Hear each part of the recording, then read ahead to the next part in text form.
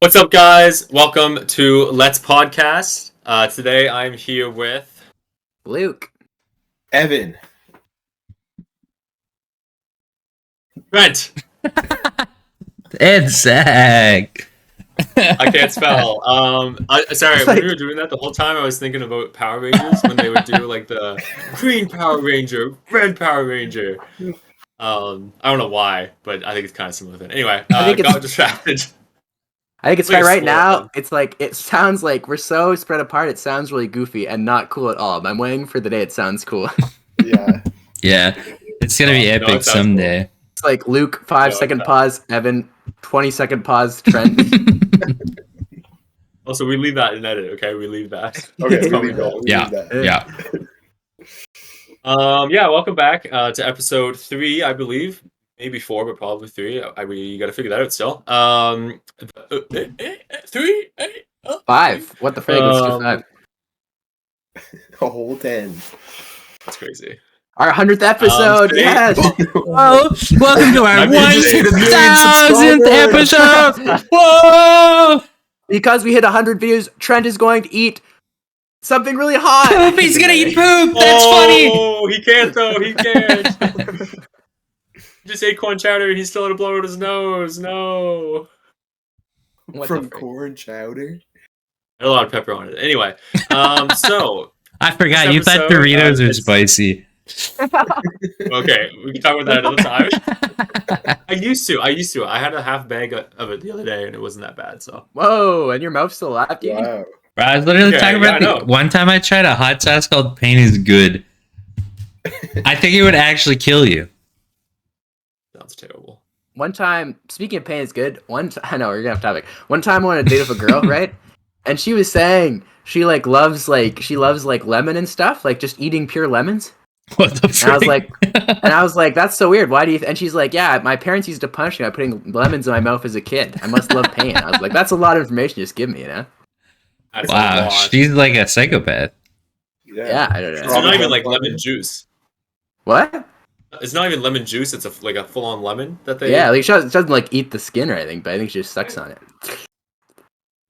Okay. Don't do that again. I'm keeping that in. Don't do that again. Sorry, what were you gonna say though, Trent? Let's move on.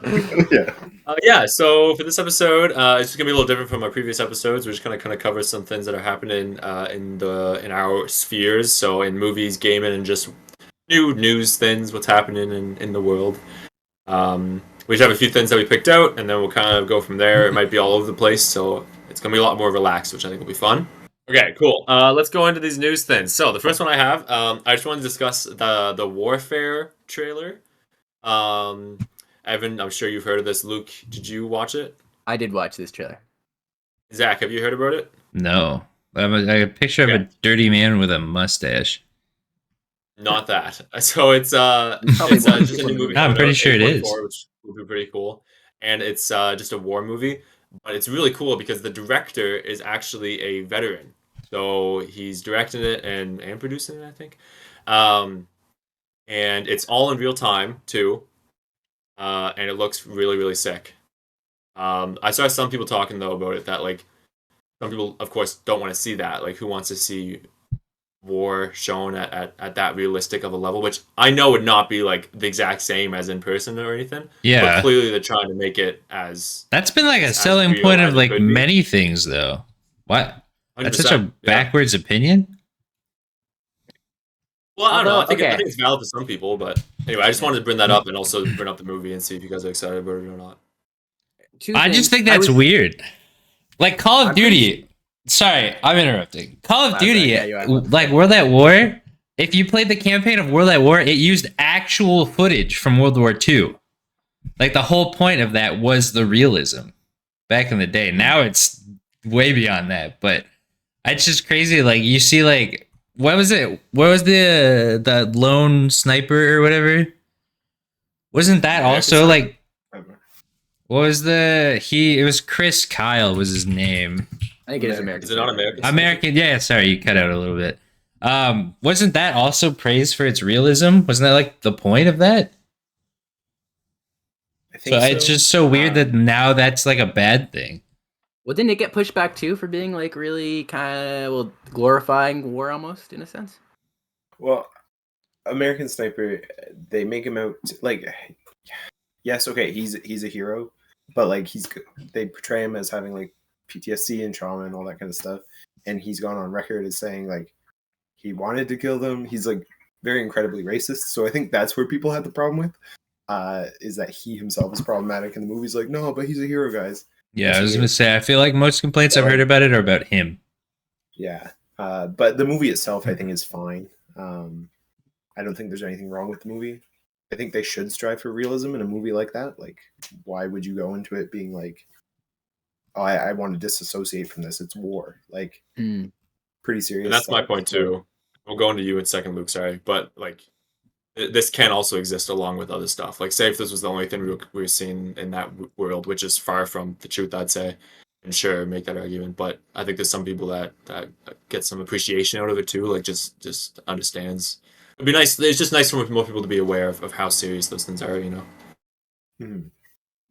I was gonna say two things. One, I think it's co-directed. Trent, I think it's two directors. When I watched the trailer, two names came up, and the second name is Alex Garland, and I love Alex Garland. Unless he's I don't think he's the soldier guy. He could be. So that was exciting to me. The trailer looked really, really intense. Like, I can see why people would maybe try to stick away from it. It doesn't. It kind of feels like what's the Holocaust movie? The one that Schindler's List. Schindler's List. Yeah. Like, when you watch Schindler's List, you're not like, man, I want to watch Schindler's List again. You know, like I'm not sure if I want to watch that movie just because I feel like coming out of it, I'm going to be sad. Like, it's going to be a movie that I think really takes a lot of your energy to watch, and I don't know if I really want that in a movie right now. And how I'm feeling, maybe in like obviously in a few weeks when it comes out, sure, it looked cool, but I think the hyperrealism is kind of almost pushing me away just because I think it's going to be like a really emotionally draining movie. That's fair. I can see why it would push people away. Yeah. But I could also see why people would want to see it for that, you know? I can see both sides. The news that I found is, okay, so I literally looked up video game news to see what's happening right now. And I saw this Forbes article, and here's the title. Would you have your eyeball scanned just to play a video game, is the title of the article. I'm going to quickly summarize it for you guys. Basically, what the article's talking about is that right now, a lot of video games, especially online ones, are having an influx of bots. And so there's a company out there that solution has been, we're going to start doing eyeball scans or having people show a piece of ID when they log into a game or something. Not how when you log in, when you create an account. And so when you do that, then you're allowed to play. It's supposed to keep bots from being able to play, but some people are like, obviously this seems like infringement of privacy. And while the company's maintaining that, they won't do anything with the eyeball scan, it's just a way to make sure people are human. I think it's interesting because bots are a problem in some games. They said for some games, like, it wouldn't be like on everything, but some games might just have a server or a section for just non-bots where you do the eyeball scan thing, and there could still be bot servers. But what do you guys think of that? I think it's really interesting, actually. I think personally, I would not. I don't know. It's just such a weird thing. And the problem is they say all this stuff, but you see all these things that are like IP banning and whatever. Now they can like retina ban you because they have that on file. It's never just what they say. Not to get like tinfoil hat, but like I would not do that. I was gonna say the same thing. I'm not tinfoil hat either, but like that's a little too far for me, Like I don't want people to have my data in that way, especially just a random company having my eyeball. I'm good. Yeah, and it also seems like it's just a huge jump to make. Like, there's other, I don't know, stick one of those I'm not a robot quiz things there or something before you get to play. I feel like that'd be a huge step to fix the first thing that you do is to scan someone's eye to fix a bot problem. I don't know. I feel like you'd implement a few other things before you go that far. Yeah, what is interesting, I wonder, it made me think like eye scanning technology really is probably something that's on the come up right now. But bot, I don't know. I wonder how much of a like most of the games I play do not have an influx of bots in them, so it's not a problem I encounter a lot. It's only so many bots in Pokemon Showdown. They didn't list any games. No, but I'm assuming it was talking about probably like online shooters, which are the more prominent games. There's probably a lot. Call of Duty's having problems. Fortnite, but Call of Duty's having problems. I think the problem is a lot of steps before that. I think your anti-cheat and like a lot of other steps could be done before scanning people's eyeballs. And then it's like, what do you do for console? Consoles don't always have webcams. They typically don't. So they just get bots. Well, as I said, you can also show a piece of ID. It says so. I've seen some things do that, but yeah. If you showed a driver's license or a passport, you could you could screw register that. No way, dude. Again, something I wouldn't want to share with like Fortnite, you know? Like it's not. Bots are interesting. I saw a video, maybe to get a little tinfoil hat, but have you heard the dead internet theory? So it's a theory that in like a few years, like I don't know, 10, 15, 20, 100, people don't know. But they think that the internet is going to be so run with bots that people are basically going to give up on the internet. And I was like, well, that's crazy. Everyone's so connected to the internet. Who's going to give up on the internet? But it's like, it's getting bad. You see it on like Instagram. If you scroll, the first like 3 comments on like any post are all bots. It's like, wow, thanks for the money from your link in bio. Oh. So you just scroll. Like people have noted that you scroll past the first 3 or 4 comments anyways, because they're all bots. If you ever stream on Twitch, it's like, free cheap viewers, hit this link, blah, blah, blah. It's like bots are everywhere. And then what really made me think about it was when Mark Zuckerberg announced bots for Facebook to boost interactions on Facebook. He was showing like 10 profiles of people, like all filled out. They have hobbies, they have birthdays, they have whatever, and they're all bots to boost interaction. They go comment on stuff, and then it'll be like, oh, well, this person says whatever, but it's just a bot. So it's like, I thought it was silly at first, but I'm kind of leaning more towards it now. That's crazy. Do you know anything more about the Mark Zuckerberg one? That like why is he putting that out there? Boost interactions for what? It was like, to promote other smaller accounts. I think it was just because people aren't really using Facebook anymore. So if he can get bots to go in and comment on stuff, you cannot tell which ones are bots. So if there's posts on stuff, you're like, oh, people are writing on this. You don't know if it's a bot or a person. You go in, you'll go to right back to it. It artificially boosts interactions. I'll go into this one right quick. So Electric State, the new Netflix original movie came out. It's a sci-fi movie. I haven't watched it. Has anyone watched? Have you ever watched it yet, Evan? Right? No. Awesome. No one's watched it. But it came out this week. I saw one post saying it was like the most watched movie of that weekend or whatever. So it's hitting some numbers. What are those real numbers? Who knows? They're Netflix numbers. But Electric State, Chris Pratt's in it. Millie Bobby Brown is in it. It's directed by the Russo brothers, which is fun. I think I saw something where they signed on with Netflix shortly after they were finished with Marvel stuff for a certain amount of movies, and I think this is the last one before they're done that. I might have to double check that though. So yeah, I just wanted to bring up also what people thought of the movie. I think it looks good. I love sci-fi movies, and I think usually they suck with the visuals, but I think this one looks pretty decent in the trailer at least. But the real thing I was going to say, but also mention if you want to watch it or not, is the whole idea of streaming movies that go to streaming. It's really developed into its own tier of movies, and I'm part of the problem because they're really successful. People want to watch them, but then they're never as good as you think they are, is my experience with them. I recently watched The Gorge, which was on Apple TV+. I thought it was awesome. I thought it was wicked. They had 2 big names in it, and then it was not great. It was just another rolled-up piece of available streaming movie to consume. So I'm just wondering if everyone else shares this view. I heard it from other reviews that it's a movie of all time. It's just one that's out there now, but it's nothing really substantial. So, which sucks. I think it's also based off of a comic book. I'm gonna look that up. But anyway, what are you guys thinking of Electric State? I don't know if you know the budget yet, but it's $320 million. That's so big. You say 320? $320 million. Yeah, that's insane. It is based off a graphic novel. Yeah. Just for perspective, just because I've seen the numbers, You could have funded the last 14 Best Picture winners with that budget. You could have made 14 Best Pictures, which is crazy. That's wild. Because that is a huge budget, and apparently you can't really tell. Like everything I've read, I've seen. I'm not personally going to watch it just because I don't want to be like a reason it's successful.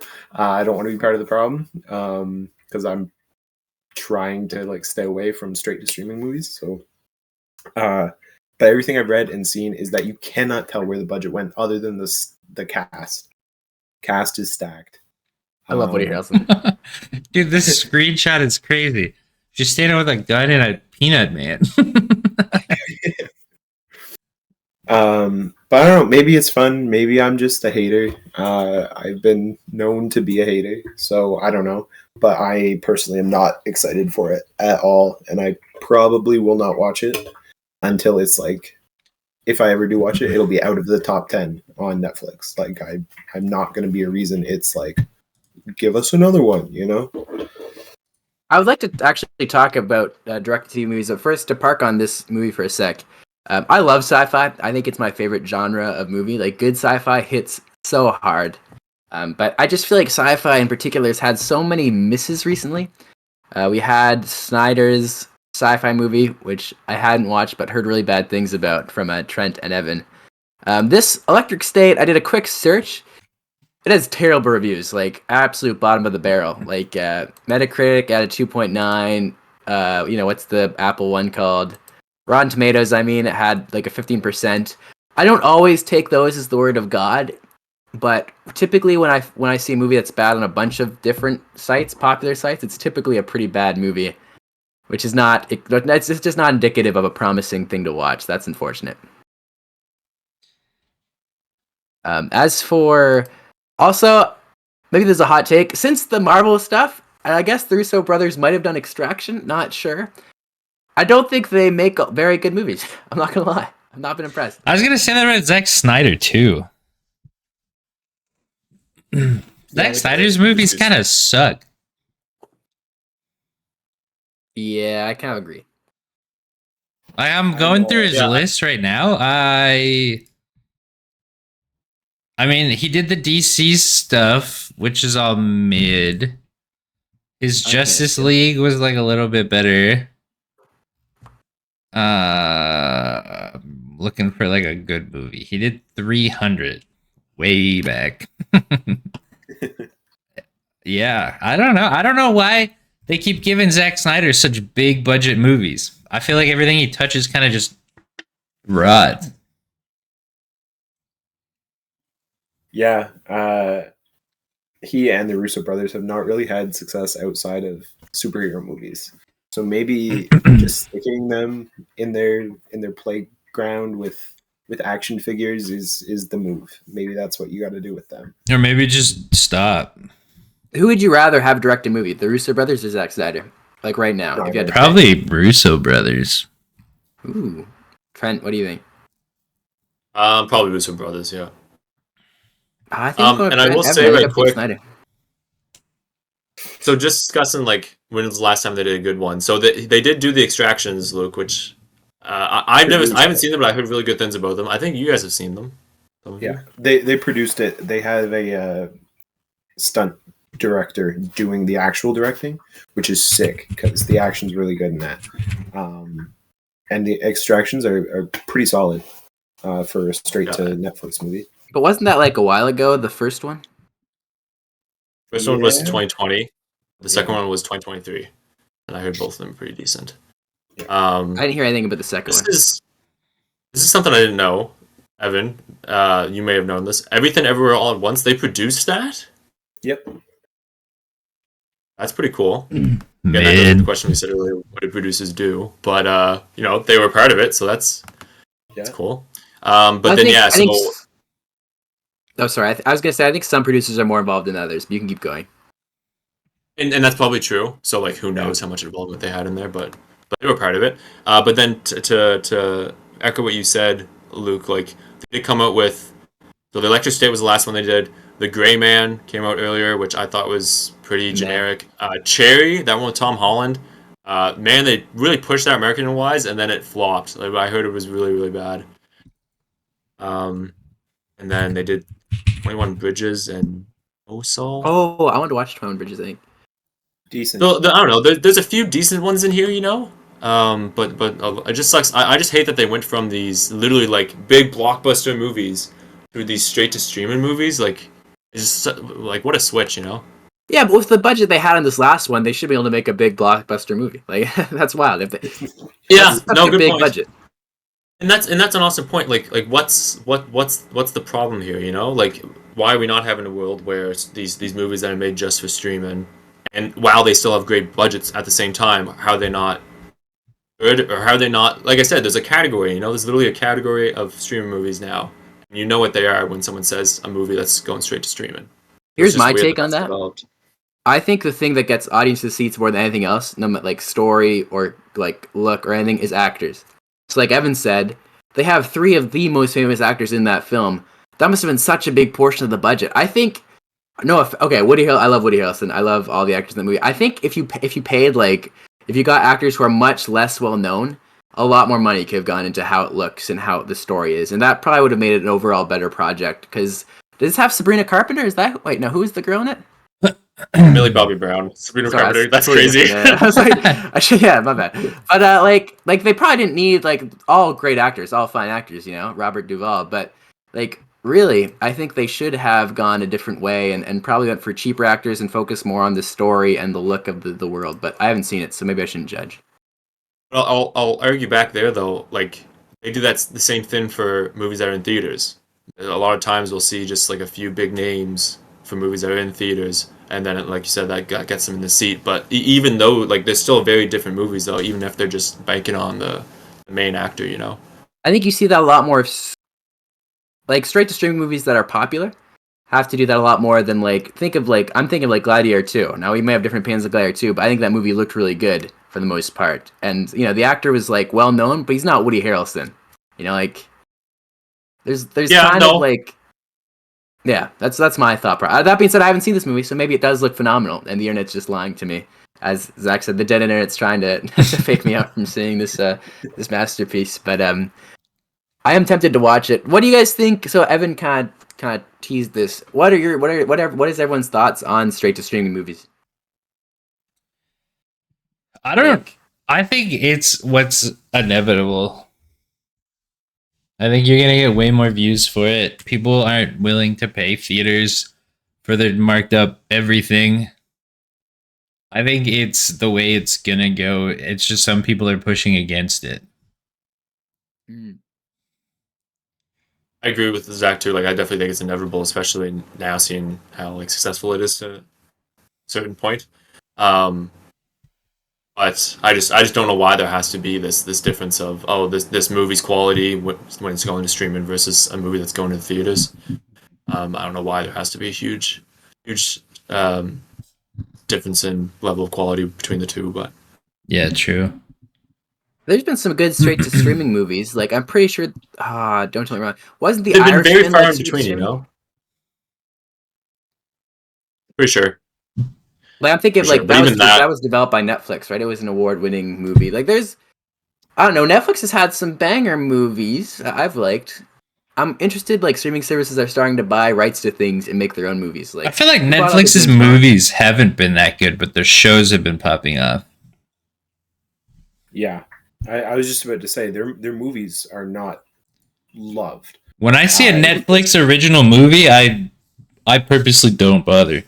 Not all of them, but like Hitman was a Netflix original movie, which that was Trent Evans' favorite movie of the year. Carry On was really good. Like I'm looking through, like they've had some really good movies in between a lot of bad movies, but they make a lot. That's the thing. So there's Netflix original. Sure, technically, Hitman's a Netflix original. It was indie produced. It had a theater run. Netflix just has the rights to distribute it. So that means that they can slap Netflix original on there for a movie that they bought at Sundance or South by Southwest, whatever. So they go to film festivals, see what's popular, and then buy the rights for that just so that they can slap their Netflix original logo on there. But it's not them making it. The stuff they make is garbage. Yeah, well, I guess I just don't know the difference between things that they made and what they bought. Like, did they buy The Irishman or did they make The Irishman? That's a Netflix original They too. bought The Irishman. Like, I think they've had a lot of movies. Was that Scorsese? Did he direct it, or was it someone else? Yeah, Scorsese. That's what I thought. Uncut Gems, they bought, which was another big one that year. All Quiet on the Western Front? Bought. Yeah, anything that's like a critically acclaimed Netflix movie, they most likely Anything bought. good. Essentially.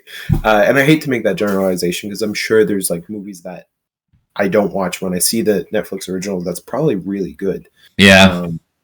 But I'm just it's a brand that I avoid because what they're focused on is what can we make people like be excited for this weekend. Like if we drop a movie this Friday, we want to see our numbers increase. So like let's work on that. So they come out with, I think it's like 17 different projects a week just so that people keep coming back. Yeah, they just keep vomiting out stuff. Exactly. It's a good model, I guess, but not for like they're making content. They're not making movies. They're not making films. It's just how do we keep people occupied for 2 hours while they scroll on their phones? Mm-hmm.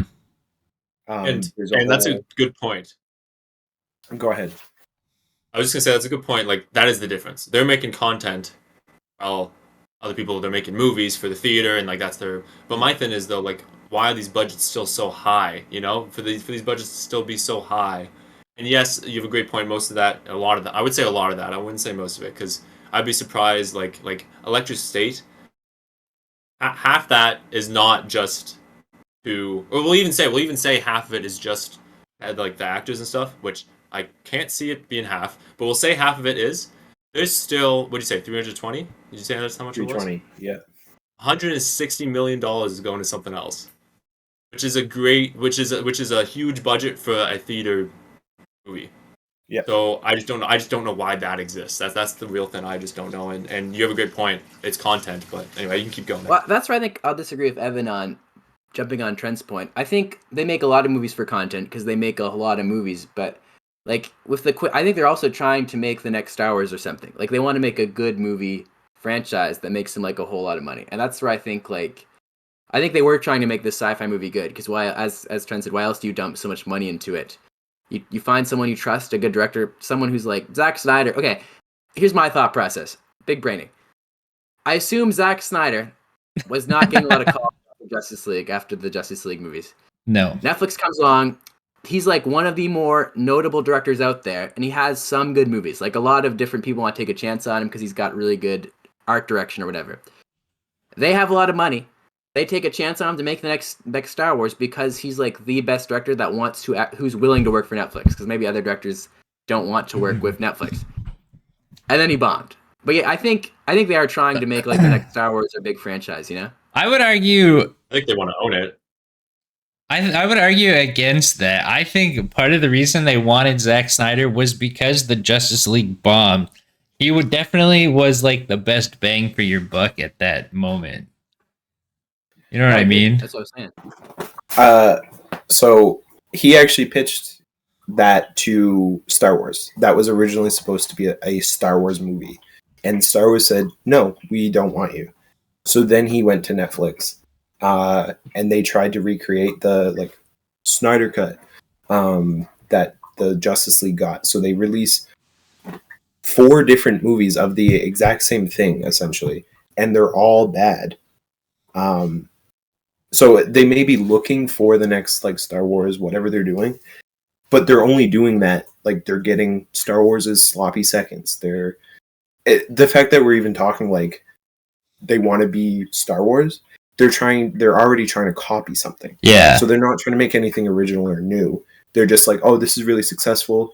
If we can get a franchise like this one, comparing themselves to it, then maybe we can get more streaming numbers.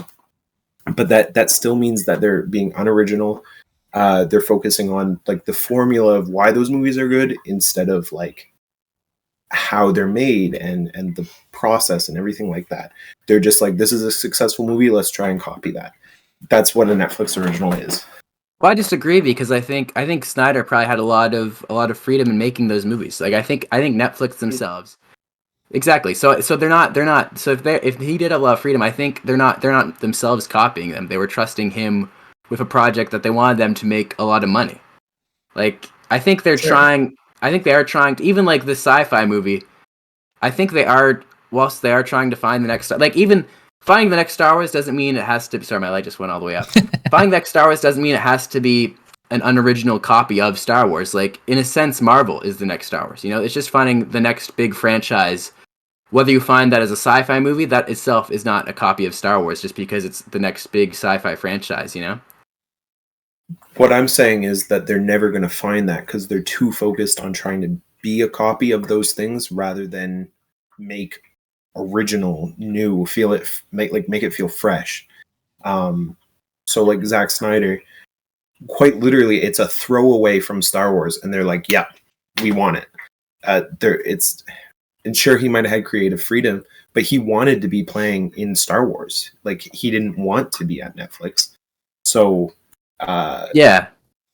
It was very different for him. It was, I don't know. It's just Netflix is too focused on being the next blah blah blah rather That than example in particular, I kind of agree with. But I'm also thinking like every movie that comes up by them is made by people, and generally, I like to think that the directors, no matter what, they have a lot of care into the work they're putting out.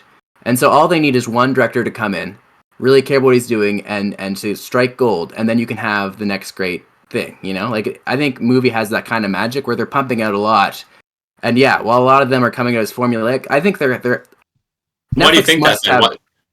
Why do you think they are coming out so formulaic? Like, are they just keep on hiring the wrong people? Like, Not necessarily. I think part of the reason too is movies in general. Like, there's a lot of movies that are very similar to other movies. We typically only see. Evan sees a lot of movies, so I can't speak for Evan. But most people, the average like person, probably sees what, like if they go to the actual theaters, 15 films. Like, how many new films is a consumer consuming, right? So Netflix then, like you pump out, like, so when you're a director and you're trying to make money for yourself, if you're a low name director, if you're a no name director, you're probably trying to pump out something safe, so like an action movie. You're not doing everything ever all at once, or something a bit more on the nose. So I think a lot of people are going safer, but I think all it takes is one who's not, which I don't think is necessarily dictated by Netflix. I'm going to disagree. I think if they're making a movie with the studio's money, they're heavily involved. For example, there's a whole thing where studios would pressure directors into putting the name of like the city anytime they're at the city, like big bold letters, instead of just like, oh, I see a Japanese flag, we're in Japan, that type of thing. They would have Japan like massive on the screen, and it's because the reasoning is so that people can keep scrolling their phones and follow the movie. So that they're making it not to be watched, just to be consumed. So the studio is pressuring these directors who are either for hire, or they may have a creative project that they really want to do, and Netflix is willing to bankroll them. But then they are getting involved. Like the studio is going to be like, well, you need to hit these beats. You need to have a happy ending. You need to make sure people know what's happening at all times without paying attention. So all of that studio interference suggests that they're not looking to be new and creative. They're just trying to be something for people to watch on a Friday night. Yeah, but I disagree because of Trent's point at the start, where if you are just making stuff to consume, why put so much money into it? Because you don't have to. I can't argue with that, other than the fact that we're talking about how big this budget was, and I would watch it just to see where that budget went. So maybe that in itself is a marketing tactic. I think people are consuming the Netflix movies regardless of the price they put into them, though, is what, especially people are using them as like background things. So if that's the case, you don't need to spend that much money, you know? Well, yes and no. I mean, if you look at the cast beyond just the first three, every single like name in there is a name. Every voice is a big name. So I think most of it was cast. And you can't go wrong. If people are watching, like, it works. I'm not arguing that it works. It's a successful mock. But I don't know. These mockbusters is what they're called. Why? like I don't understand putting that big a budget. But if people are watching, then it works. Yeah. Yeah, and hopefully maybe one day, Luke, we will get someone to come in and kind of give us an original new Star Wars-y type of idea. That'd be kind of sick. I know Let's with wait. Zack Snyder. Sorry? No, you go first. Sorry, I was gonna cut you off. Keep going. I was just going to say, I know with Zack Snyder, like, he did have plans for this huge franchise. He had comics ready. I think he even had, like, merchandise and toys ready, which is, like, insane to have that before even for it. being popular. But so I definitely think they are looking for that. But hopefully they eventually get a good one. You want to say something else, Luke? Yeah, just so we're on the same page. I also think like most direct-to-movie TV movies are crap. I just think like I don't want to label all of them as I think some Netflix originals could be more than that, you know. But most of the time, Disney like Plus paycheck, chill. I would, yeah. I don't watch any direct-to-TV movies typically because I don't know, they never really get my attention. If I'm watching a movie, it's generally something that's coming out in theaters or something that's like Academy acclaimed. So, not to sound like okay, I watch other stuff too, or it's like animated. Those are the I think- not just losers. I think a lot of it is studios because like you see it a lot in video games just to get off of movies for a minute.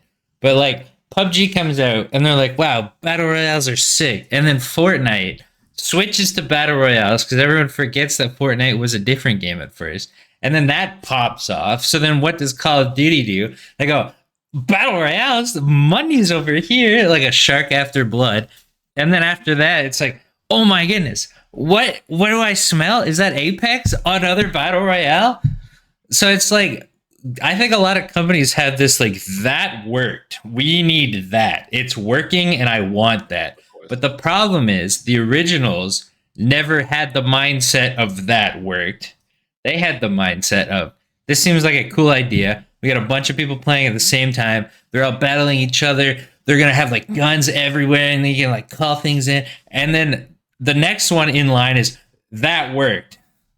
And it's just like, it's interesting to see movies kind of run through the same trend where it's like, that worked. Let's go that way because I smell money over there. But when your idea isn't in that like labor of love or like this is what I want to be doing, then I think it fails in almost every aspect. But you see a lot of companies dumping money into this stuff because they want it to be the next cash cow. And a lot of video games are that way. Again, on Call of Duty, they have a big issue with Warzone, which funny enough was that worked. Let's go that way. To the point where they relaunched an old map and they're banking on Verdansk to save Warzone right now. That's what's going on in COD. And it's not going to work. And I think Warzone's about to die because they don't know what to do with it. All they've been doing so far is trying to copy what everything else did. It didn't work. And now they don't know what else to do because the originality left like years ago. They're bringing back the Tilda Towers? Like they're bringing back like the OG map? Yeah, I thought it was funny too. Because not only is bringing back the old map such a dumb Hail Mary, but it's also what the other companies did that worked. It was another that worked. Just do that again. It's like layers and layers of unoriginality. But hey, man, I'm excited for Warzone to die. Maybe zombies will get some love again. And I think that actually, unless someone wants to interject right quick, brings us to the next topic. Since we said video games, Assassin's Creed! Woo! Assassin's Creed Shadows! It's what the community has been waiting for forever. Speaking of that worked. Samurai. Finally got a Samurai Assassin's Creed. Everyone wanted this so desperately. It's been epic. Speaking of that work, keep doing the same thing over and over again. Assassin's Creed. Oh my goodness. Yeah. Assassin's Creed has had a pitiful launch. One for the textbooks. Dude, this game is a monumental failure. I don't think a game has released so poorly in years. So I brought up some numbers here. I'll share my screen just so you guys can see. Here are the numbers. You guys like these numbers on the screen? So we have numbers. You see right now we have the peak players. So the game released today, and you can see that the numbers are already going down. Which is fine. You know, you can't play the game for like days straight. You gotta take a break at some point. So I thought it'd be interesting to pull up a couple other games, see where their numbers are at. So this game. Keep it here though. Keep it here. So 41,000 was that the highest? 25. So this is just on Steam, by the way. I think these are just Steam numbers. So console will bump it up. I think at this point in gaming, Steam is what you should look at. But yes, the all-time peak, which mind you, it came out today, is 41,000 right here, all-time peak, which is insane. That is very low for a that's crazy. Okay, continue. Yeah. That's so nuts. For those who don't really know numbers and games and stuff, I decided to bring up a couple other games just so we have a look. So Black Ops 6, so they have their Call of Duty launcher. They have their launcher. So this 400,000 is for Call of Duty, but BO6 peaked at 315,000. This was the day after. This was a couple of days after launch. So maybe Assassin's Creed will bump up with the weekend coming up. But Call of Duty is a pretty big name. Ubisoft's Assassin's Creed is a pretty big name. So I decided to look at some other releases. Have you guys heard of Repo? No. All right, perfect. That's exactly what I wanted to hear. Repo. Oh my goodness. Peaked at 230,000. Mind you, this peak was a bit after launch. So again, maybe Assassin's Creed has some time, but to be fair, this is like the current Among Us. It's a very. But there's been a few coming out. People are kind of getting tired of this style of game. Very true. Yeah. Still, the peak is higher. Again, maybe it's because it took a few days. This came out February 26th. Okay. So it's been out just over a month. But the Assassin's Creed game just came out today, right? Yeah, so maybe they'll get a couple more. Could I quickly... Okay, quick thing though. I just looked up. The reviews have been really, really positive, what I saw. Yes. On the PlayStation Store, they're 4.79 out of 5 on Steam. Yes, but we got to get into that a little bit. We have more. I still have numbers for Split Fiction. You hear that game? Yeah. That game released at 32,000, which is similar to Assassin's Creed. That's the wrong thing. So it released similar to the game and then has just shot up over the few days. Still peaking at 259,000. So it's been interesting for this AAA that has been pushed back for years, mind you. This game was supposed to release last year, and it's been pushed back multiple times. So then we got other issues where the Japanese Prime Minister publicly stated that Assassin's Creed was a disgrace to them because it was such a bad launch. Didn't hear about this at all. Do you have the quote? I'll pull it up. Oops, I should probably look up the rest. I shouldn't try to say his name. So they were angry about it and held a press conference about it. Fear allowing players to attack and destroy real-world locations in a game with permission could encourage similar behavior in real life. Shrines. Officials and local residents are worried about this. Of course, freedom of expression must be respected, but acts that demean local cultures should be avoided. No, go back up. It was right under that. Prime Minister responded. How to address it legally? Defacing a shrine is out of question. It's an insult to the nation itself. When the self-defense forces were deployed in Iraq, we ensured they studied Islamic customs beforehand. Respecting the culture and religion of the community is fundamental. So he was mad. Japan is mad about this game. And funny enough, Ubisoft Japan was never consulted about this game. They weren't part of it? They were not even consulted. Interesting.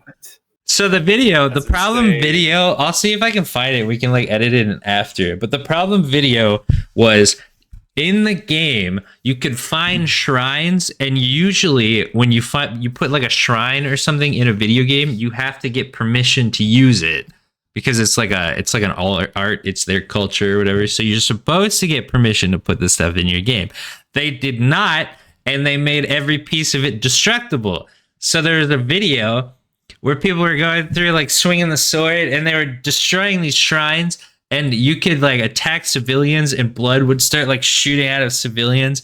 And then on top of that, to get pieces of armor in the game, you go up and you dig up the dead emperor's graves and steal the armor. So Japan is not super happy with this game. It's kind of funny. So not only was it pushed back years, but then all this stuff. So they actually released a day one patch. They've already patched the shrine thing because that was just not thought about, I guess. Oh, so you can't destroy them now? No, so now you cannot. But they had to they had to release the game. And then on top of all of that, they had one of the worst things ever to happen to a game where the entire game was leaked early. So because they kept pushing back the launch dates, there was parts of Ubisoft that weren't informed about the pushback. So there was copies of the game that actually made it out to the public. And usually if you get a copy of the game and you put it in your console, it'll like ban your account because you're cheating and you're like hacking in the game. But because they kept pushing things back, they didn't set those on. So people were playing the game weeks ago with full access to the game. Yeah, so that's gonna hurt a lot of things because that's gonna hurt your initial day releases if people have not only played the game but spoiled story and other plot points. So this has been one of the launches of all time. I think it's hilarious. Well, can we park? I thought we were gonna bring this back. Can we park on the reviews being like overwhelmingly positive though? I just did more searches in them too. It really looks like everything has been really, really high for it. I mean, take what you want, but I mean, I've looked up 4 different sites. I know IGN gets dogged on sometime, but they gave it an 8 out of 10. This other site gave it an 82% out of 100. The PlayStation reviews have been 4.97 out of 5. I find typically when games are good, then even if they have a bad launch, they will especially when it's a AAA title, I think it'll be fine if those reviews stay true. You know what I'm saying? Yeah, I agree with what you're saying. The only thing I'll say against that is the reviews are only coming from people who like the game enough to buy it day one. That's true. That's a good point. So I usually wait a little bit for reviews. I think I think the reviews are good, but from what I've heard from the past few Assassin's Creeds also is that it's entirely gameplay based. Everybody only likes the gameplay, which is fine, but it's just like, why build a game around a thing when you're going to copy and paste mechanics from the game? Because Assassin's Creed has pretty much become like, I don't want to say annual, but people are comparing it to Madden at this point, where all the mechanics and stuff are copy and paste, but it's just got a new skin on it. So it is interesting. I like watching this game's release. I stopped being a fan of Assassin's Creed a long time ago because of the previously mentioned copy and pasting. But I mean, personally, I don't care if it does well or not. It's just been funny to watch, you know? Yeah, that copy and paste thing, like, it's crazy how copy paste it is. Like, it is very just a generic open world. And I say generic now, like, when they did that big open world first, which I forget which one it was because they're kind of blend all together. But like it was different for that time, of course, and that one was, people really loved that. But since then, it's been very copy and paste. And I saw one review earlier, Luke, that it did give it a good number, but it did say that if you like Assassin's Creed, you'll love this one. Yeah, you know? It's just more of the same thing. I heard the combat in this one feels good, which is important, but I think they always do that. You know, that's something that Ubisoft can do. Really feel like an assassin. To be fair, though, that's not unique to Assassin's Creed. Like, the same thing is said of every major game series. Like, Smash Bros. Feels like a Smash Bros. Game, you know? Also, though, back to Zach's point, too, I kind of disagree. A lot of gamers are willing to dog on things if they're not good, even if you pre-order them. Like, most of the time, like, I think the other big titles that came out, like the Suicide Squad game, the other, what do you call them, games? There's been a lot of AAA titles that have been bad when they first came out and haven't gotten dogged on, even if there is a big following behind them. Yep. You know? Yeah, I feel like Assassin's Creed is a little different because it's more like a cult following, whereas like Kill the Justice League. That was like a new launch. It didn't have a diehard base that's gonna stick with it no matter what. That's true. I see what you're saying. I see what you're saying. Yeah. I'm not trying to shut you down. It's just it is interesting is all I'm gonna say. No, and you are right. You were right. They completely fumbled the opening either way, and you don't want the controversy of Japan. They probably should have consulted people about that. So yeah, no matter what, you're starting from behind the ball. But I think I'm interested in seeing how the game does. Speaking of assassins, I guess John Wick. Yeah. Good transition there. So the Ballerina trailer, which is a prequel to 4, it happens in between John Wick 3 and 4. The trailer just came out yesterday, new trailer, and it looks pretty good. It looks like it's going to be good. What are your guys' thoughts if you've seen the trailer? I'd watch it. I actually did some research in this one, Evan and Trent. So I've got a few thoughts. Let's hear it. First thought, and this is related directly to the trailer. I thought the trailer looked really good upon watch. I really liked it. It really got me invested. Seeing John Wick, I really wonder how it's going to end. Like, I'm hooked. I have to see that movie now. So I really like the trailer. One thing that concerned me was, so it's a different director than all the John Wick movies. Oh, interesting. The director is Len Wiseman. And this is what concerns me. His other movies, just for reference, are Live Free or Die Hard, which is the worst of the Die Hard movies. Total Recall 2012. Evan just got bright. 2.8 on Letterboxd, and I've watched. It's terrible. Not at all like the first Total Recall. Underworld and Underworld Evolution. That's his movie directing. So, I mean, I'm not going to completely write it off because of his past, but it's not inspiring me. Wait, is that Ana de Armas? It is Ana de Armas. Yo, maybe I should watch this movie. Oh my god. Yeah, so I was gonna bring up the director. I'm glad you did, Luke.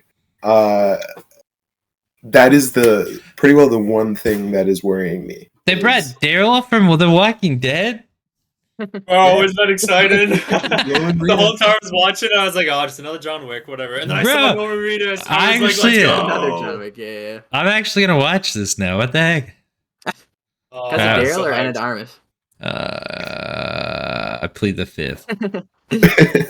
Jack, continue, Evan. So yes, yeah. The one thing that is worrying me, I'm a huge John Wick fan, but man, if it is not like. I don't need it to be exactly the same because it is supposed to be different while still being in the universe and stuff.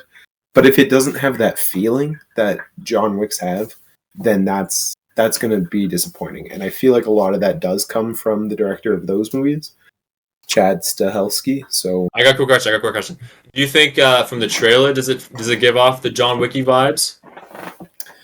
Yes, that's the way to say that. John Wicky vibes. John Wicky. The John Wicky. So the wiki vibes are high in the trailer. I will say that the trailer makes it look like it's in the world enough while still being its own thing. Yeah, I was gonna agree with that too. I thought it did feel kind of John Wicky. Yeah, it does feel John Wicky. I was gonna say it's interesting to change the director when the movies are kind of simple, for lack of a better term. The real reason to watch them is the directing, honestly. It's just explosions and fights, you know what I mean? Like, you're not there for a deep plot. It's just interesting that when you change the director, you're changing one of the main things of these movies. I'd be kind of curious to see how that actually goes. That's another thing, like jumping on what Zach said a little bit. One thing that also stood out to me was that recently I feel like okay. This is what another thing I want to talk about. I think John Wick has created a new archetype of movie, which for now I'm calling the John Wick action movie. I pulled up a list of what I'm going to call John Wick-like movies. So I think other directors have already been emulating the style. And I pulled a quote from the director, which I think is kind of cool. So first, hear what I consider to be John Wick-like movies, and you guys can maybe talk in if you agree. So the first ones are John Wick 1 through 4. It's kind of obvious. So. Disagree. Honestly, not at all. Second one. Ooh, are you kidding me? Yeah, man. Second one, Nobody. Do you guys watch Nobody? Yep. Yeah, that definitely had that feel. Had that John feel, Wick like for sure. Next one I was wrestling with, but I think I decided I can't consider it a John Wick like movie. The Beekeeper, which I think we all saw. I didn't see that one. Very much so has that vibe. Sisu. Yeah. You guys watch Sisu? I never did No. see it. I want to. Which one's? How do you spell that? SISU. ISU. Yeah. Oh. Kill, Saw it, which yeah. is a movie that I haven't seen, but I heard it's very John Wicky from a Seal It Sword. is. I think it's. I'm not going to say where it's from, just because I could be wrong. It's not English language, and they're on a train, and there's a girl in an arranged marriage, and Just like Bullet there's a Train. bunch of robbers on the train, and he has to fight them off, and save the woman, so that he can marry her. Anyway, yeah, Hindi language. Indian Hindi language, Evan. Oh yeah. it is. Yeah, it is that. It's good. And that's- It's good. Yeah, I do think I'm gonna watch Did you watch it? I did see it. Yeah. Oh, good. Yeah, I've never seen a trailer for it. It looks cool. Another Wiki movie, The Monkey Man, which I haven't seen. Yeah, I was hoping you'd But, say that. I heard John Wick vibes. You guys haven't seen this yet, but I felt this in this movie. Yeah. I felt this in this movie. So Novocaine, I felt had some vibes, which you guys will watch and you'll experience. And the last one is coming out, but the trailer is very Wickian to me. The Amateur. Amateur. So I kind of think John Wick. I was trying to remember if I thought there were movies before like this. I really do think like the style of John Wick has inspired a new kind of wave of action movies. It's kind of reignited, I guess, action movies. I mean, I did find this quote. Oh, sorry. I was gonna say Die Hard. Well, that was the one thing I thought, because Die Hard's similar to John Wick, but I did think they were different enough. Yeah. I would say Taken, Liam Neeson's movie. Taken, I would say that yeah. Kind of. Also, The Raid. Anything with Jason Statham. He's a good one. But it's a very specific to John Wick, so even those ones, like pre-John Wick, feels different than post-John Wick for sure. Yeah. I'll give you that. Well, I think the action's stylized in a way that it wasn't in the other two, which I think is something that's being very copied in all those other ones. Obviously, the revenge flick has been there for a long time, but how the action is done, I think, is very being taken inspiration from that movie. Yeah. And I'll agree with you there 100%. I definitely Yeah. think the action in those movies you listed are very John Wicky. 100%. Which is like the whole gun fu, is that what they call it? Yeah. Which I'm sure existed beforehand, but I Yeah. think this is like those were the movies that really only had gun fu, like that was the main action in the movie. So Yeah, in mainstream Western. It's super inspired by like kung fu movies, Hong Kong action movies. So it's taking a lot of like international, what's kind of mainstream over there, and applying it here. But it just felt so fresh and new here that it's kind of like become the norm now. If I could jump on to what Evan just said. So the director, I was looking into like what the director kind of thought process was he making the film, and there's this quote from him from Sci-Fi Wire. And here's his quote. "All the things I want to see as an audience member, they just don't exist," he said. "This is why he made the movie," he said. Like, when is the last time you watched a spaghetti western mixed with John Woo with a little bit of Warriors sprinkled in with some techno music and some Vivaldi classic? That doesn't exist. So Kiana and I were like, F it. We want to see this weird genre mash thing, so we'll just do them. And I think it's he very really succeeded in specific. that. That's Yeah, very well, I think specific, but yeah. Well, I think as Evan said, like the mix of spaghetti westerns and the Woo and the even like Warriors, which is a really old movie, American movie. So I think he's taking inspiration from a lot of different places. I think really he did make a new thing that's being emulated, I guess, by other movies, which I thought was really kind of cool. Yeah, nice.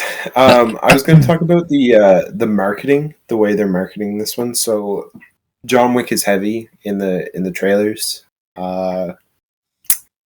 So do we think he's going to be in the movie that much, or do we think it's kind of like a bait and switch? Like I think it's a bait and he's going switch. to be in there for like 10 minutes. I'll add something quick. And in the first one, it didn't. The first trailer, because this is the second, I'm pretty sure. The first trailer didn't show him as any type of antagonist, right? It just included him in it. Yeah. So that's very interesting. And now I don't know. Like, I think maybe do we get like one fight scene between them? He then like helps her move on to whatever else she needs to do, and then that's it. I could probably see that. What I'm thinking probably because and like you said, or one of you guys said earlier, like it's supposed to be a standalone. Like it's supposed to be its own thing within that world. So I feel like to include John Wick for more than that, it's kind of taking away the purpose of what you're trying to do, maybe. I was It gonna is a say hot take. it's interesting when they do this kind of stuff because you already know the outcome. Basically, she's either gonna run away or she's going to die because this is John Wick's in the next movie. So I hate when they try to do this and they're like, "Whoa, maybe she's gonna be the one to beat John." And it's like, well, no, he's in the next movie. We already know. There's no suspense for that. But I think it's just, again, like Rogue One did this. So it's like, you smell money? It's over there. Well, that's my problem with it too, Zach. And my problem is, though, I think it is too predictable. But in the way that Trent said, I think based on the trailer, like I want John Wick to kill her, or else I think this is an annoying bait and switch. Because otherwise, like, I think it's really predictable that what's going to happen is they're going to fight for a little bit, and then he is going to decide they're going to decide not to fight anymore. I think they're going to walk away. And she's probably going to live because it's her movie. So unless he does kill her, I think it's telegraphing that in the trailer. It just makes it, as you said, a really predictable bait and switch. Where even if he does kill her, it's just like, I'm so sick of filler everything. Filler movies, filler games, filler everything. I'm so tired of it. Because it's like, you put all this prop up on like Anna de Armas being like, oh, maybe she could have some stuff later, but it's just like, no, we already know how the plot goes. We're just doing this because it sells. Like, that's the only reason they do these filler movies. And it's like, I don't know if I would call it a filler though. But it's just like, we It don't. is them trying to start a new thing, you know? I guess, but it's still like, why are you stealing from the John Wick name if you're trying to do a new thing? Yeah, to agree with Zach, like they could have patented the universe of John Wick without showing John Wick, and now that they've shown John Wick, it's like that part is kind of a cash grab. And I do wish they kept it for the movie. Like, to see John Wick pop up in the movie would be exciting, but then also to figure out that he's actually like the antagonist in that part of the movie. Like, I feel like that would be really fun to see in theaters. But stupid trailers ruin everything. Yeah, but it's like, even if he is the antagonist, which it's not, it's gonna be Daryl Dixon or whatever his real name is. But it's just like, there's no suspense in that, because if John Wick's the bad guy, we already know John Wick won. I do think it'll be interesting because we've only ever seen John Wick as our protagonist. We follow him. So I think it will be interesting to see him as the unstoppable force, but on the other side. Yeah. So I want something like that, without it feeling like, oh, they threw him in for a cameo. They threw him in because it's but at the same time, we do know how it has to go. So it's like this weird like middle ground that I hope that they can accomplish. I don't think they will, but if they can find a way to include him enough so that it's not a cameo and it's not predictable, then I'm there for it. We'll see where they go. I will say the title is annoying because its official title is From the World of John Wick, Ballerina. Yeah. So that's a lot. Already right there, it's like you're not letting it be a standalone. You're not letting it stand on its own. It's From the World of John Wick. Are you more excited or less excited now seeing that John Wick is A, in it, and then B, the antagonist apparently? I wish we didn't see that he was an antagonist. I wish we kind of just thought he was working with her, and then that could be a good twist within the movie and surprise us. The fact that he's in it, am I happy about? Sure. I love Keanu. He's just such a great guy, and I won't call him a great actor, but I love watching him. So maybe he is a great actor. I don't know. That like I always want more John Wick. So I'm a little hypocritical in that I complain when there's cameos in movies, and then I want cameos in my movies. But I mean, I think too though, like, it'd be better if he wasn't a cameo. Like, just make the next John Wick. Like, why are we doing this? Well, I think based on the trailer, like, I think they're not going to paint him in an antagonistic. Like, did you guys see the clip? One of the scenes in the trailer, he's holding an AR and pointed at her while she's like sitting in a field somewhere, or like he has a sniper rifle pointed at her, and like she's standing somewhere. I'm sure he's not going to shoot her there when it's so impersonal. So in that sense, you're almost being taught to root for John Wick in moments like that, because he's already being technically, if we're cheering for her, we're cheering for him because he's not killing her. Think they're going to be antagonists at all, or do you guys think they're going to be going from antagonists to helping each other, and then he'll be in it more? They're gonna fight, but I'm just saying I don't think we'll actually get like Evan was saying it'll be cool to see John Wick as an antagonistic, unstoppable force. I don't think they're going to portray him like that. I think they're going to really humanize him. They're going to work on our expectation of him as already knowing him as a character. And we're going to cheer for John Wick just as much as we would in a different John Wick movie. Yeah. I totally agree with that, but I think what's going to happen is that he is going to be the antagonist. At one point, they're going to cross paths. They're going to fight each other. I'm sorry, I shouldn't say the antagonist, but he's going to be someone up against... Does she have a name yet for the movie, by the way? Ana de Armas's character? Yes. Yeah. Eve Macaro. That's it. Perfect. Eve. I feel like Eve is going to go up against John Wick. They're going to fight. And then I think they're somehow going to go their own paths. She's going to like escape narrowly or blah blah blah, and then we won't see him again. I think that's how it's going to go. That is such a high potential for what we see, like, but the reverse. So in John Wick, like, his hit is this person. He's going after this person, killing whoever gets in his way. That is cool to watch. But if we got the reverse, where she's kind of like running away from that, and he's like just pursuing her, and we don't get any other character from him other than that, I feel like that would be so sick to watch. I don't think it's going to happen, but I feel like there's so much potential there for that to happen that I'm holding out hope. Because I do want to see a movie like that, you know?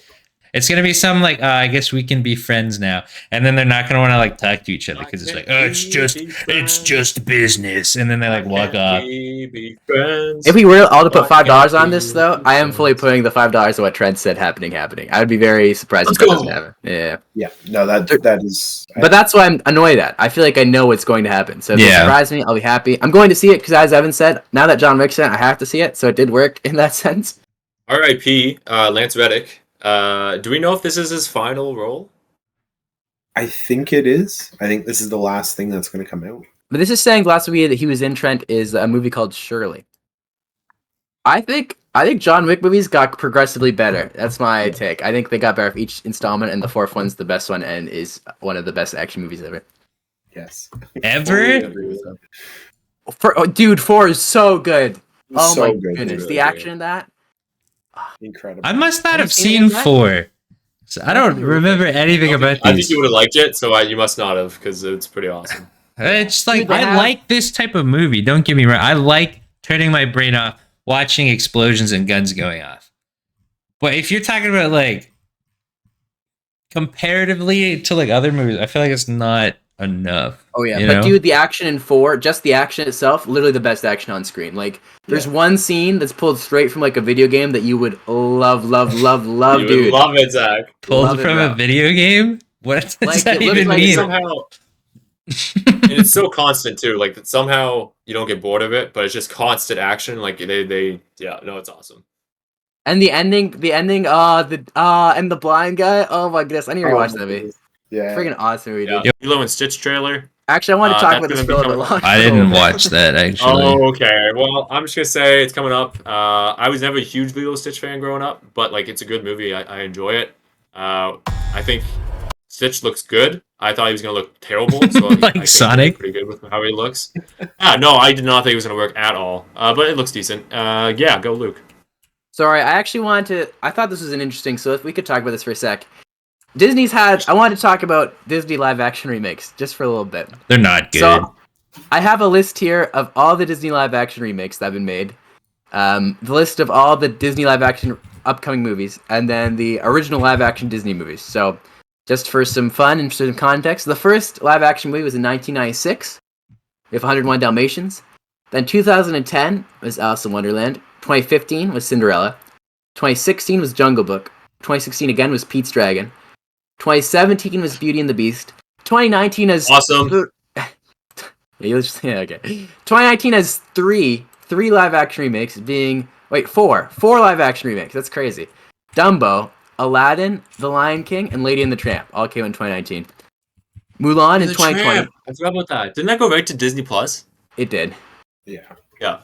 Pinocchio in 2022, Peter Pan in 2023, and Little Mermaid in 2023. The ones upcoming are Snow White and the Seven Dwarfs. Oh, don't even get me started. 2025. Lilo and Stitch, 2025. And then Moana 2, Moana 2026. Why are they already redoing Moana? Okay, that's what I want. Okay. The original live action Disney movies, the ones that are originals but are live action, are Maleficent in 2014, Christopher Robin in 2018. Dude, Cruella Christopher Robin was 2021, good. And Mufasa the Lion King 2024. The other one, which is just interesting, is called The Sorcerer's Apprentice. It's 2010.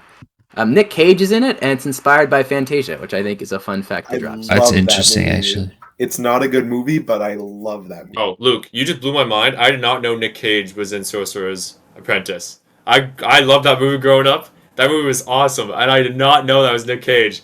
That's insane. I've never seen that movie. I can't believe you both watched that. That's wild. They did a live Let's go action on it. Lady No, in the that movie's Tramp. sick. That movie's actually awesome.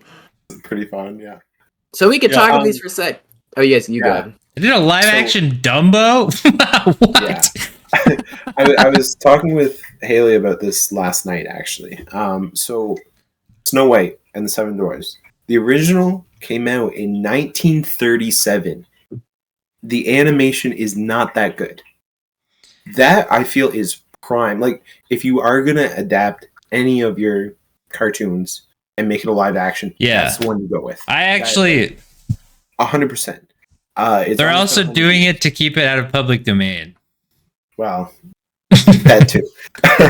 But but the fact that they are animating the dwarves rather than using real little people, and they look terrible. Like, Yeah. I don't understand that direction, I guess, because if you're gonna do any of them, that's the one. Same with Jungle Book. That Yeah. is also quite old, and that movie was fire. The Yeah. live action one is actually really, really good. So I feel like taking the older ones and updating them is smart, and I like that. Moana, though, what? Like, I don't That's the understand thing. how. Why are you already making that? It's not even like 20 years old yet. I don't know how Yeah. you're gonna be like, oh, here's the second of our installation. Installation? That's not the right word. Sure. The second and then, boom, installation. here's the remake of the first one that only came out. I'll be a little positive about it, where I think there is a place for them to exist. Like Evan said, if they're 100 years old, like, yeah, I'd be sick to see like a new rendition of them. I think there is a huge argument for being like, oh, this is now for this generation's, like, this is now this generation's Snow White and blah blah blah. As I don't know, I think that kind of that's awesome for kids to go to theaters and then have their own Little Mermaid or Snow White to look up to, or blah blah blah. I think that is cool. And yes, they could always watch the old one, but kids are kids. Who's want to watch the old Snow White when there's a new one? Yeah.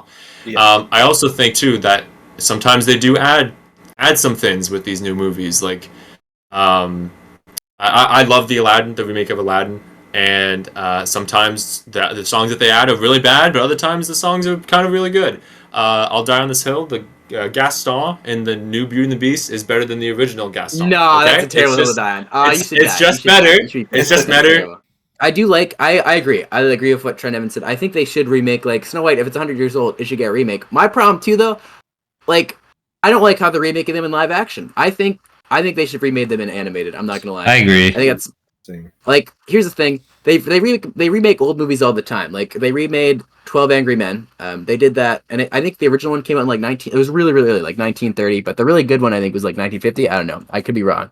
But and it was still, they didn't change the form. Like, it was still obviously live action both times. Animation wasn't really a thing at that point. But they still remake live action movies as live action movies today. I don't think keeping the form the same would have really changed the experience that much. And I think, like, I'd want the new generation to be getting animated movies, not the live action movies that we're getting now. I think also Disney's been so inundated with live action stuff that they're forgetting about what made them great in the first place, which was animation. And I agree. I do love animated movies, but like, what was the last great Disney animated movie that came out? My brothers and I were talking about this. What, Moana? Maybe, like, what? Depending on what you think is a great Disney animated movie. Exactly. Like, you could go back to Tangled if you don't like Tangled, which I'm sure all of us do. You could, like, they really haven't been pumping out any. I was just saying, it's Frozen. Stuff. Frozen's like the last, like, which is really sad. Like, that is a great point, Luke. Like, not only are they focusing on live action stuff, but now they're also kind of leaving behind their animated movies too. That's actually, I forgot about that, actually. That was their thing. I remember the old Disney versus Pixar wars, dude. In the trenches. Yeah, and now they own Pixar too. But I feel like the best animated movies coming out right now are not coming out from any Disney or Pixar, right? Like Wild Yeah. Robot was my favorite animated this year. DreamWorks. Yeah. DreamWorks. Even Into the Spider-Verse. Spider-Verse was Good amazing, job. but all those movies are not coming out of Disney, and it's crazy because they also own Pixar, which was the other biggest animated studios of my childhood, and so I feel like that level those animated films are dying. And I'm sad about that. Yeah. You know? Well, my thing with remakes too is like when you do a remake, like why are you doing a remake? If it's to keep it out of public domain, you should not do the remake. But you see it a lot in video games too, just to kind of diversify our pool going on here. But it's like a lot of video games are getting remade, and it's like, okay, why are we doing this? Whether the graphics bad and the controls clunky and like whatever, then sure, go ahead and remake it. Tell that story again. But if it's because you're out of ideas or you want to keep it out of public domain, then it's like why are you even considering this option? All you're gonna do is soil the name of what was like highly regarded in the past. And sure, it might make you a little bit of money on that first little bit of release, but now you've put such a bad taste in people's mouths that they don't even want to continue with that. The fact they remade Horizon Forbidden West or Horizon Zero Dawn. There's a remaster of The Last of Us Part 2 already, and Spider-Man. Like, why are we doing this? Another good game. Banger game. You know what? Maybe you should. Now you say that, Zach, they should have remake. I love those games. Yeah, make more of them. Keep making them. Keep remaking those. Yeah, but all they did in the remake of Spider-Man was make Spider-Man look more like Tom Holland. Boom, that's a remake. Like Tom Holland. He looked quite like Tom Holland in that game. Well, why can't we just get a new game? Well, okay, I agree. Cool. Okay, awesome. I feel like with those games, it's a little different because it's not a lot of a change just to change his face a little bit to look more like Tom Holland. You know, like it's and it's not like you have to buy it. Like it's optional. So I don't know. Like if you can get small changes that don't, if they're spending like years changing that little thing, then I'd agree. I think it's silly. Like they should make a new game. But if it's something that takes them like a day or two, and they're not like charging people extra who already own the copy, I don't really have a problem with it. You know. Yeah, but nothing like that takes a day or two. Yeah, but I'm saying it wouldn't take years to change his face to look more like Tom Holland if that was the only change in it. No, but like I don't know. I kind of get it because they did the remasters because they were porting them to PC. So maybe those are bad examples. But again, like Last of Us Part 2 does not need a remaster already. I thought it was a joke. Last of Us is overrated and silly. It's not Spider-Man, you know. I want you to stub your toe, and I hope I hope you're at it. I hope you don't have enough milk for your cereal in the morning.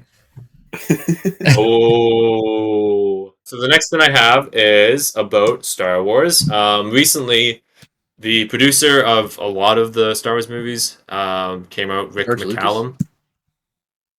Rick McCallum, okay. He came out on a podcast talking about Star Wars Underworld.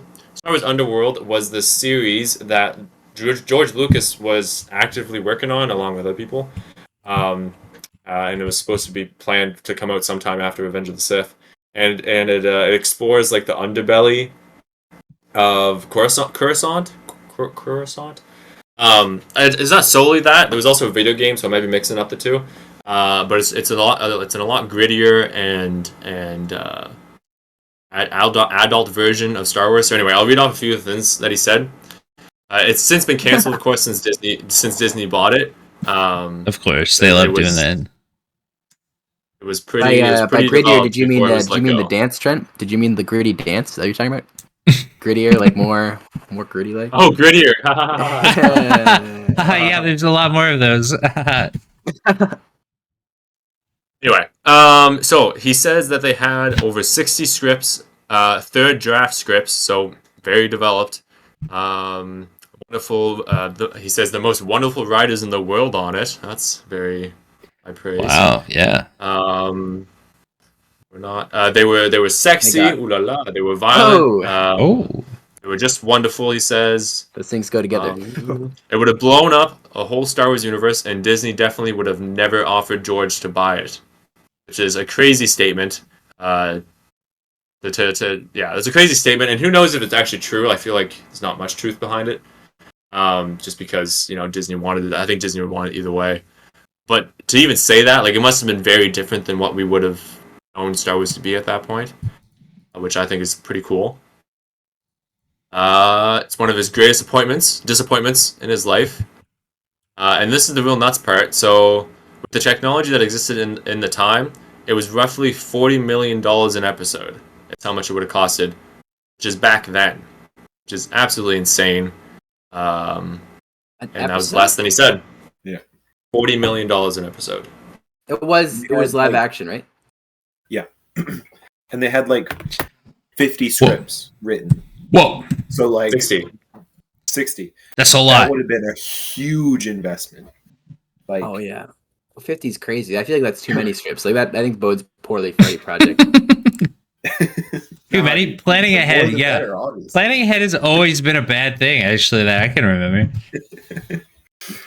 That's interesting. It must have been like when you say sexy, I assume there was like the reason Disney, it probably wasn't very family friendly, and that's why he's saying Disney would want. Like I'm assuming. No, that's actually the gritty he meant earlier, not the dance. It would have to be, Yeah. The gritty but sexy. Yeah, sorry to clarify, but they're hitting like the sexy gritty on chorus. George Lucas predicted the gritty before it happened. He's a genius. That's cool. I feel like I don't know. I'm kind of glad George Lucas did a lot for Star Wars.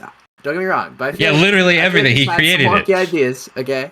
I don't know. Who I should be think this showrunning would have Star been Wars right good, now, though. but I don't think George Lucas should be. Let's just say that. Oh my gosh, you're insane. You shut your Bro, mouth. no, And you're I right. don't The know if you were direction trying it's to argue going in this. right now is way better than when George Lucas had it. You're right. I don't think the showrunner now should be showrunning it either. I'm just saying George Lucas was not really on a heater. You're insane. Stop talking. I don't know if you're going this way where you don't think like the grittier or hardcore Star Wars would work, but I definitely think it would because stop that because I think one of the few good things we've gotten in the last few years from Star Wars was a more real, and I can't say grittier because you ruined that word for me. One of the more It's not a word, and more serious stories, which was Andor. Like that was great Star You're talking Wars. about and the I Clone think Also Wars. sexy, by the way. Very sexy show. The Clone Wars were very and sexy. violent. Some very violent episodes. Yeah. Very gritty. Oh, Here's where I'll disagree, Trent. I think Star Wars will only go so gritty. You know, like it sounds like he was almost trying to make. It sounds like he was almost trying to make like that. To me, sounds like Blade Runner. Like I feel like it'd feel very Blade Runner-esque if he got too That's true, gritty actually. in the nudity. Like I think, like even Andor would not be as like how he makes it sound. Like Andor would be if this sounds like it'd be even darker and more like intense than Andor was, to a point that I think it would stop feeling Star Wars, because part of Star Wars, I made this my conception, but Star Wars has always felt, even like on its darker things like Rogue One and Andor, it's always had like an underlying current of hope and kind of like family friendliness to it, you know. So I think if you went too far, it would change it from feeling like Star Wars. But maybe that's a hot take on it. and no, you definitely have a point because he's been record that his movies were made for children. These were made for children, and these were inspire hope and faith within children. But I also think that there has always been this more grittier side of Star Wars. I want to do it so in badly. a lot of their movies, just even with individual scenes or just with characters, and I think it could have explored those more, and it would have still felt very Star Warsy because of that. Yeah, I think it would be interesting. I mean, it's one of those what ifs, but I think like Mace Windu is kind of a good example of it. Him trying to get Anakin to kill, and I don't know. I think there was points that touched it, but also too, like you always followed the good guys in Star Wars. You were always following the Jedi, which it would be kind of interesting to see the other side of that, because it was kind of there, like Palpatine betraying all the people, the one Sith, whatever rule, you know what I mean? The two or whatever that rule is. Stuff like that would be interesting to go on to more. Do you guys like this conversation? Do you guys like goofy Star Wars or serious Star Wars more? Like I'm thinking, like Clone Wars is a pretty goofy show, but the goofy parts are kind of my favorite. Like remember when that clone hits that droid and then the droid shoots him? You know what I'm talking about? He punches him and he with his goes- hand. Yeah. And even like there are serious action Clone Wars. Don't get me wrong, the Mandalore arc is really serious. And those would be and my the, favorites. Those are Like my the favorite too, combat but those still have Yeah. like they're not fully serious either. Like you guys are saying of other Star Wars movies, every Star Wars movie has moments of seriousness, but they all have moments of levity. And I'm worried, like, if he took, let's say the show ever did come, that it sounds like there wouldn't be enough of the levity that makes Star Wars Star Wars. But that being said, maybe I'm just a closed-minded old person. I like my Star Wars like I like my my women, old fashioned. Evan, your thoughts on the underworld thing? You've heard about it before, it seems. Yes, yeah. I don't know. It is one of those like what ifs. I will say that the direction Star Wars is in right now, it's in a rut. So maybe something like that could bring life back to it. But that's just like, this is the direction they're going in right now. So I want this. Like, it's just a very reactionary, oh, I don't like this, so let's go the complete opposite direction. So I don't know if I would like that as much either. But it's mostly just interesting. And what he said, George Lucas, about it was that he was going to go out, he was going to film them all himself and then take it to a studio and say, take it or leave it. Like, I'm not cutting anything. This is what I want. So you can either distribute it for me or not, and I'll take it somewhere else. Which is ballsy. I like that. I appreciate artistic integrity. It's awesome to think he did that back then, before we had these Walking Dead, Game of Thrones, like these huge, successful, expensive TV shows. He did it all the way back then, which is he's a genius. He's a genius. I was just gonna say, in terms of gritty stuff, not the dance, it is interesting to think that the audience that it was intended for have also grown up. You know what I mean? Like, the people that watch Star Wars and were the fans, they're a lot older than they were. Yeah. I feel like the series could kind of walk with that, but it chose not to. Okay, I was going to say that brings up an interesting point, but it is kind of off topic. So the prequels have been kind of like getting reloved because the people who watched them as a kid are like now very vocal about how much they love them. Do we think the sequels are going to get that in like 10, 15 years time? I think they will, and I'm really sad about it. 100%. You know, I was watching a YouTube video where they had people who had never watched Star Wars before, and they made them watch the original trilogy, the prequels, and the new ones, and asked them which one they like most. And the largest consensus, like the biggest percent of people, like the new ones more. Oh, like, that that's hurts. because they're the newest and That they look hurts the to best. hear. And like, Yes. I think we're almost like we're the old people coming at this. Like, we I love the originals and the prequels so much that the new ones hurt us. But for the new people, the new ones are kind of their originals. You know, they heard about them coming out.